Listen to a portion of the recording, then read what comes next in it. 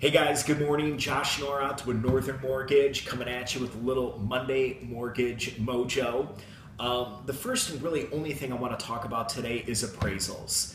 There has been a ton of different, appraisal comments, questions, situations, going out there in the market. We are very lucky and blessed in the market that we are in, where houses are selling at or above, and then there's bidding wars and prices are getting pushed higher yet, and all of that is super exciting until the appraisal comes in. Now, the majority of appraisals that we've seen on our end have been fine, no issues, but I am here to give you guys a few tips in terms of making sure that that value comes in the highest and best possible for everybody involved in the transaction. First tip is leave a trail of breadcrumbs.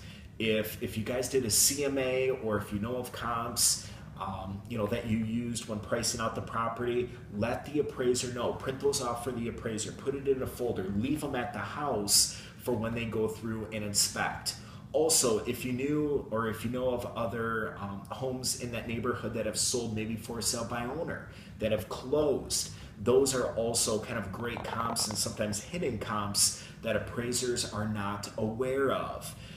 Keep in mind that appraisers do see 5 to 10 houses a day in a very busy market. So leaving like I said, that trail of breadcrumbs, leaving some of those documents and leaving them at the house for when the appraiser is there is going to be your best way to a successful appraiser.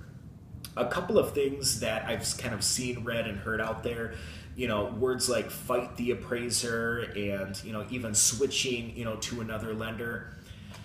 I would be careful with some of that. Sometimes, fighting an appraiser, bringing a sword to their table, they're going to kind of clam up and kind of ignore any further communication. Us as lenders, we cannot communicate directly with the appraiser. You guys can to some extent, but typically my experience has been is once you can communicate with the appraiser up until that value is in and established, and then from there it gets kind of hairy.